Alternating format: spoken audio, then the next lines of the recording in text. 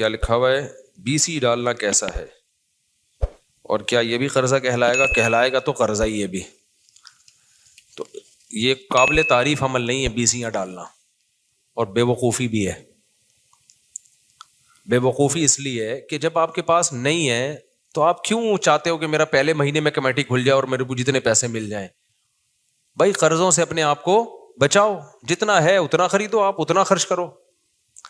بس جی مل جائے مجھے اچانک, اور ہو سکتا ہے آپ کی کمیٹی نہ کھلے, آپ کی سب سے آخر میں کمیٹی کھلے, تو کتنے جان لٹکی ہوئی ہے کہ اتنے لوگوں کے پاس آپ کا پیسہ گھوم رہا ہے, ہر وقت کی ڈپریشن. میں نے کوئی کمیٹی والا کبھی خوش نہیں دیکھا, ہر وقت کی ٹینشن, یار اس کو پاس اتنے پیسے اس کی نکل آئی, پتہ نہیں میری کمیٹی نکلے گی اور وہ دے گا بھی. کتنے لوگ کمیٹیاں لے کے بھاگ گئے ہیں. آج ایک بندہ مجھے ملا, اس نے کہا کہ میرے اوپر دیندار آدمی, نمازی, پرہیزگار, کہہ رہا یار میں 10-15 لاکھ کا مقروض ہو گیا ہوں, میں بہت ٹینشن میں ہوں, میں بہت پریشان ہوں, میری مدد کرو. میں نے کہا بھائی میں کیا ہوا کیا؟ مجھے سمجھ رہا تھا کہ بہت بڑے سیٹ ہیں. میں نے کہا کیا ہو؟ کہہ رہے یار میں نے کسی سے قرضہ لے کے انویسٹ کیا تھا بزنس میں, وہ پیسہ ڈوب گیا, اب وہ مجھ سے مانگ رہا ہے. میں نے قرضہ لے کے انویسٹ کیا کیوں آپ نے؟ آپ بھوک سے مر رہے ہوتے تو قرضہ لے کے روٹی کھا لیتے, سمجھ میں آتا ہے.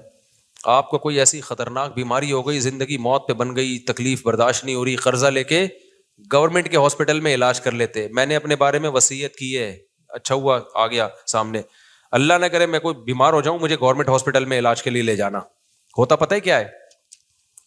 لوگ کہتے ہیں کوئی اللہ نہ کرے کوئی حادثہ ہو جائے, زخمی ہو جائے, ہو جاتے ہیں نا لوگ, اٹھا کے ڈائریکٹ آغا خان میں لے جاتے ہیں.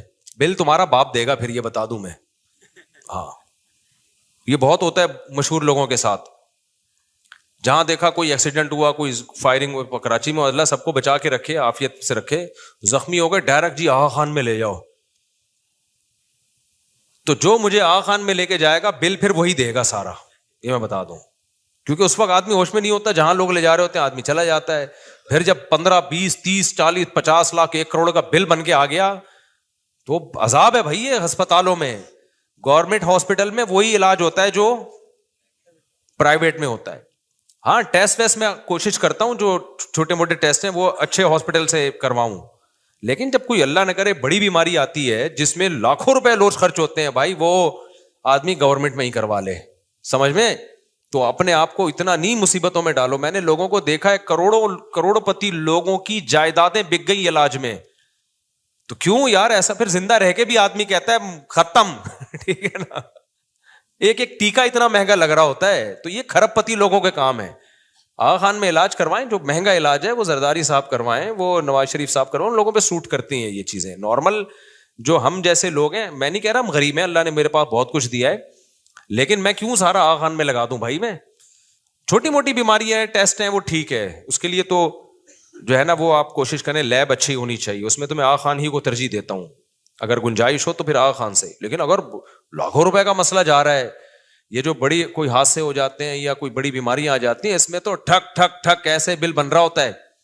مجھے یاد ہے آج سے 10-12 سال پہلے میرا بچہ جو ہے نا گرا سر کے بل, سر پہ چوٹ لگی, شرارتیں کر رہا تھا تو الٹیاں شروع ہو گئیں. آپ کو پتا ہے سر پہ چوٹ کے بعد الٹی آنا خطرناک ہوتا ہے, فوراً MRI وغیرہ کروانا پڑتا ہے کہ دماغ میں, MRI کہتے ہیں, کیا کہتے ہیں, دماغ کا MRI, سوری CT اسکین تھا یا پتہ نہیں MRI تھا کیا.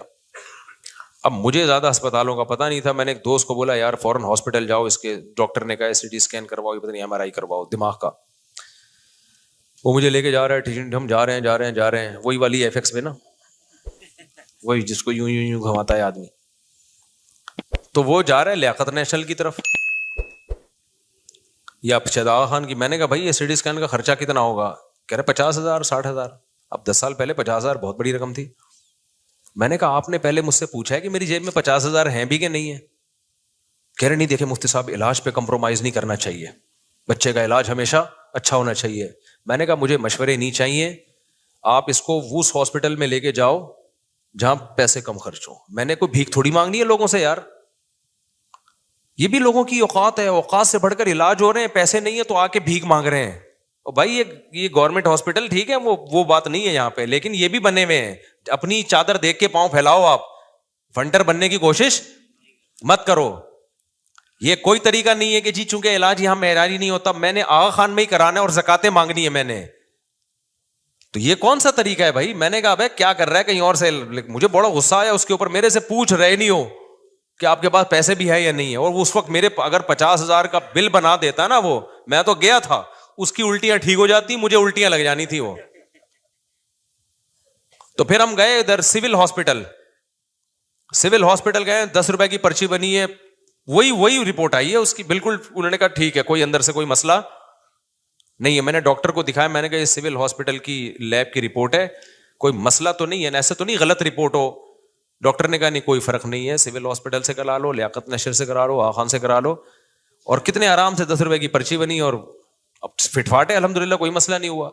تو یہ آج کل ایک بہت بڑا مرض ہے کہ ہر آدمی کو علاج چاہیے. آغا خان میں ٹھیک ہے معیاری علاج ہوتا ہے, لیکن آپ اپنی, ایسا تو پھر امریکہ میں اور زیادہ اچھا علاج ہوتا ہے,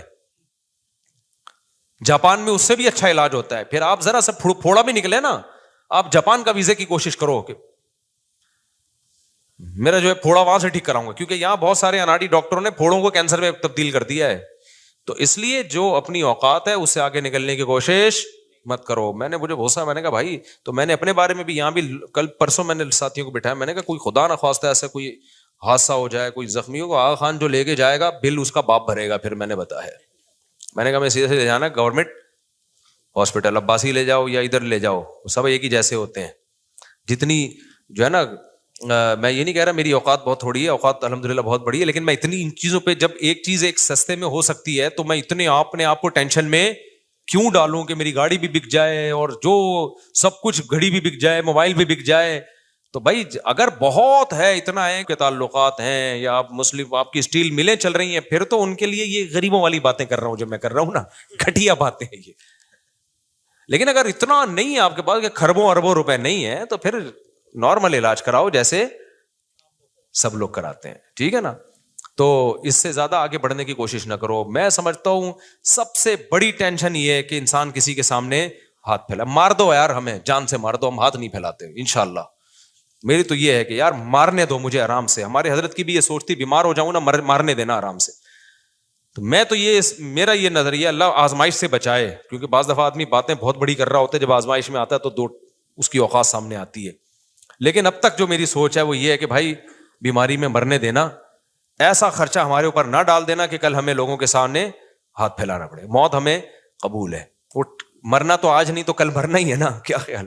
تو یہ نہیں ہونا چاہیے بڑے بڑے اتنے مہنگے. تو مجھے ابھی میں بتا دوں, اگر کوئی مجھے آغا خان لے گیا نا, اللہ سب کو عافیت والی زندگی دے, ہمیں بھی ہر طرح کی حادثہ سے بچائے.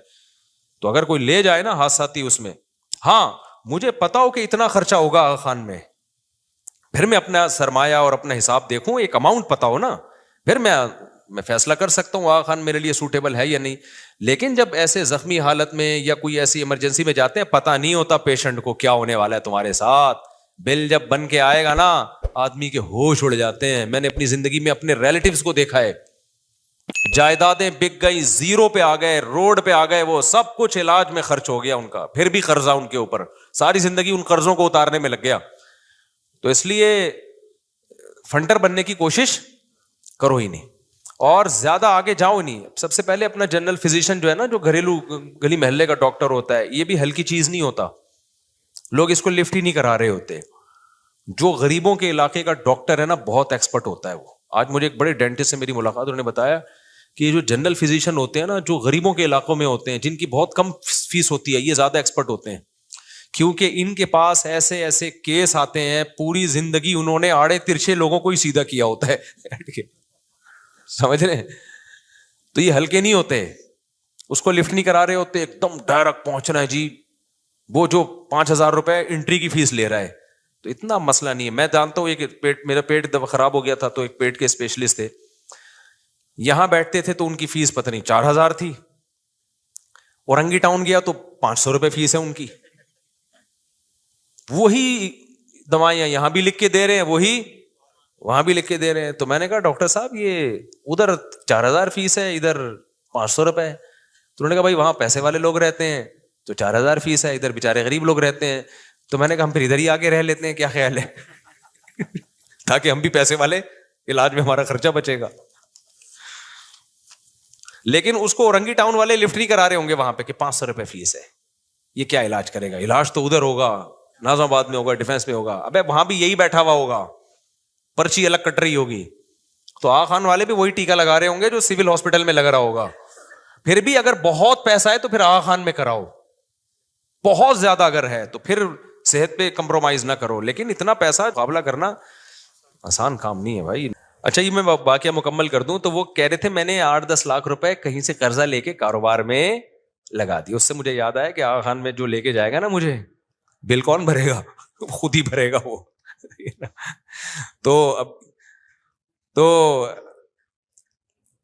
اب اس میں کیا مسئلہ ہے؟ وہ کہنے لگے کہ میں پھنس گیا، میں یہ ہو گیا. یہ بہت کیسز آ رہے ہیں، میں نے فلاں سے ادھار لیا، کاروبار میں لگایا. پر بھائی تیرے پاس جب پیسے نہیں تھے تو ادھار لے کے کاروبار میں لگایا کیوں تم نے؟ ہوس ہے، ہوس، ایک دم مالدار بننے کا شوق. اپنے پاس دھیلا نہیں ہے تو لوگوں سے لے کے لگا دو. اور وہ بڑا بے وقوف ہے جس نے دیے ہیں. اب کہہ رہے ہیں وہ لوگ کہہ رہے ہیں کہ وہ میرے اوپر سر پہ کھڑا ہوا ہے جس کے پیسے میں نے لیے تھے. میں نے کہا بھائی بات یہ ہے کہ جب آپ نے کسی کا پیسہ لے کے لگایا، اگر وہ ڈوب گیا تو اسلام میں نقصان انویسٹر کا ہوتا ہے، محنت کرنے والے کا نہیں ہوتا. محنت کرنے والے کا بس یہ نقصان ہے کہ اس کی محنت ضائع ہو گئی تو بنتا ہی نہیں ہے. کیا خیال ہے؟ اب تو ٹینشن اس کو ہونی چاہیے، آپ کو تھوڑی ہونی چاہیے ٹینشن. یہ خوب اچھی طرح سمجھ لو، جب کوئی کاروبار کے لیے پیسہ مانگے نا اور آپ دو تو سمجھ لو اب شرعی لحاظ سے بھی واپس نہیں لے سکتے. مفتی کے پاس کیس آئے گا، مفتی اس کو فیور دے گا، آپ کو فیور نہیں دے گا. کیونکہ جب کاروبار میں پیسہ ڈوبا تو جس کا پیسہ تھا اسی کا ڈوبا ہے، آپ کا تو پیسہ ہی نہیں تھا تو ڈوبا کہاں سے؟ تو میں نے کہا میرے بھائی تو نے 10 لاکھ لیے ہوں، 10 کروڑ لیے ہوں، 15 کروڑ لیے ہوں، جب کاروبار میں نقصان ہو گیا تو نقصان تو انویسٹر کا ہے. اب آپ کہہ سکتے ہیں اسلام نے انویسٹر پہ بڑا ظلم کیا، یہ تو کہہ سکتے ہیں نا. بھائی بات یہ ہے کہ جس کے پاس پہلے ہی پیسہ نہیں تھا اس کو پیسہ کا پابند بنا دینا یہ زیادہ بڑا ظلم نہیں ہے کیا؟ کیونکہ کاروبار میں کبھی پروفٹ ہوتا ہے، کبھی لاس ہوتا ہے. اس کے پاس اتنا پیسہ ہے نہیں کہ کاروبار میں لگا دے وہ، اور لاس بھی اس کے اوپر ڈالا جائے وہ تو زمین میں گڑ جائے گا. ہاں اس کی حماقت سے لاس ہوا ہے تو پھر اس کی ذمہ داری ہے. یعنی اس نے جیسے دکان کھولی چھوڑ گیا، رات کو سونے کی دکان کھولی، پیسہ آپ نے دیا، دکان وسیم نے بنائی، سونے کی دکان کھولی ہے اور سو رہا ہے اس میں. یہ دکان کس کی کھولی تھی اس نے؟ سونے کی. گولڈ کی دکان کھولی اور سو رہا ہے. چور سارا گولڈ لے کے چلے گئے. اب اس کو بھرنا پڑے گا کیونکہ یہ نقصان کس سے ہوا ہے؟ یہ اس کی کوتاہی سے ہوا ہے. سونے کی دکان کون تالے لگائے بغیر چھوڑ دیتا ہے؟ یا اس نے کاروبار میں قیمت اتنی کم رکھی کہ اس کی حماقت تھی، اس سے نقصان ہو گیا. جہاں مزدور کی یا جو مزاربت پہ کام کرنے والا آدمی ہے اس کی حماقت سے جو نقصان ہوگا اس کا تو وہ ہوگا. جو قدرتی طور پہ کاروبار میں اب ہوتا ہے، کاروبار میں کسٹمر ہی نہیں آ رہے تو وہ ٹوٹلی نقصان کس کا ہے؟ انویسٹر کا ہے. تو یہاں ایک اشکال ہوگا کہ انویسٹر بیچارے کا کیا قصور ہے؟ انویسٹر کا یہ قصور ہے تو نے پیسے دیے کیوں؟ تو پاگل ہے؟ تجھے اتنی عقل نہیں ہے کہ جیب جو اللہ نے ہم لوگ جو جیبیں سلواتے ہیں کوئی سائڈ کی کوئی اوپر کی، وہ اس لیے کہ اپنے پیسے کہاں رکھیں. یہ جو دوسروں کی جیبیں ہیں یہ آپ کے پیسے رکھنے کے لیے نہیں ہے. دوسرے کا اکاؤنٹ دوسرے کے پیسوں کے لیے کھولا ہے آپ نے، دوسرے کا اکاؤنٹ کھول لیا اپنا پیسہ رکھنے کے لیے. تو آپ سے بڑا تو اسلام آپ کو اس حماقت اور بے وقوفی کی سزا دیتا ہے.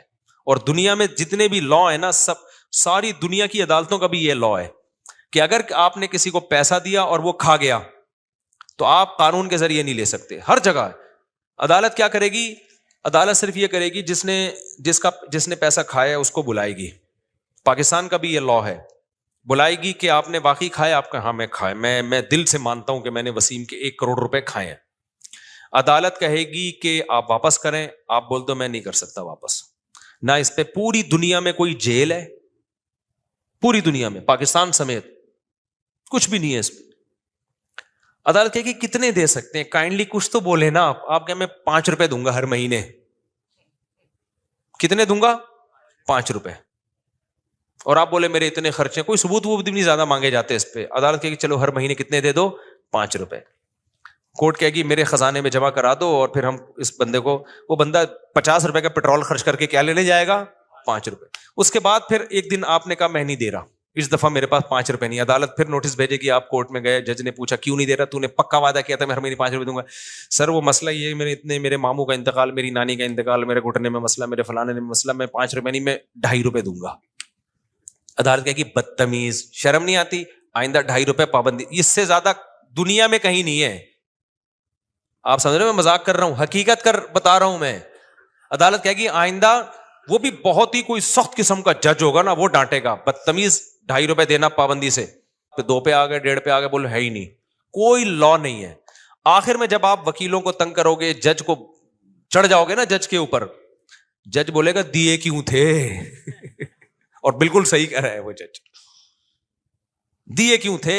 کوئی ڈکیتی کر کے تھوڑی لے کر گیا تم سے، چوری کر کے تمہاری رضا سے لے کر گیا ہے، تو تم نے ٹرسٹ کی بیس پہ دیا ہے نا، تو تمہارا ٹرسٹ ہی غلط تھا.